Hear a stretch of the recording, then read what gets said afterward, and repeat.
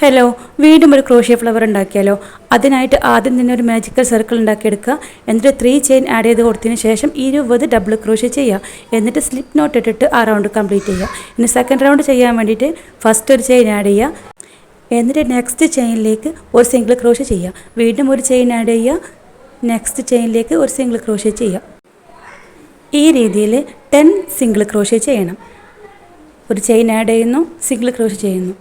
ഇങ്ങനെ 10ാമത്തെ single crochet ചെയ്തിട്ട് 11ാമത്തെ സ്റ്റിച്ചിലേക്ക് 2 chain add ചെയ്ത് കൊടുത്തതിന് ശേഷം ഒരു സിംഗിൾ ക്രോഷ്യ ചെയ്യാം.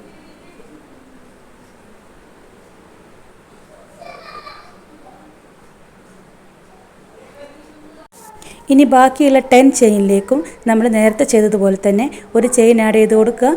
നെക്സ്റ്റ് ചെയിനിലേക്ക് സിംഗിൾ ക്രോഷ്യ ചെയ്യുക. ഇങ്ങനെ ഈ റൗണ്ട് അങ്ങ് കംപ്ലീറ്റ് ചെയ്യുക. ഇതുപോലെ 5 പെറ്റൽസ് നമ്മൾ ഉണ്ടാക്കിയെടുക്കണം. എന്നിട്ട് ഒരു സൂചി നൂലോ അല്ലെങ്കിൽ ഏറ്റവും ചെറിയ ഹുക്കോ എന്തെങ്കിലും എടുത്തിട്ട് സെയിം കളർ നൂല് തന്നെ വെച്ചിട്ട് ഇതുപോലെ 5 പെറ്റൽസും കൂടി ഒന്ന് ജോയിൻ ചെയ്ത് കൊടുക്കണം. ചെറിയൊരു പേളും കൂടി വെച്ച് കൊടുക്കുന്നുണ്ട്, ഒന്ന് ഭംഗിയാക്കാൻ വേണ്ടിയിട്ടാണ്, ഇല്ലെങ്കിലും കുഴപ്പമില്ല. എന്നിട്ട് ഈ 5 പെറ്റൽസിന് നമ്മൾ ഒരു ഗമ്മോ എന്തെങ്കിലും വെച്ചിട്ടൊന്ന് ഇങ്ങനെ സ്റ്റിക്ക് ചെയ്ത് കൊടുക്കും. ഓക്കെ, ഇപ്പോൾ നമ്മൾ ഫ്ലവർ കംപ്ലീറ്റ് ആയിട്ടുണ്ട്. ഇഷ്ടപ്പെട്ട സപ്പോർട്ടാക്കാനും ലൈക്കാക്കാനൊന്നും മറക്കൂലല്ലേ?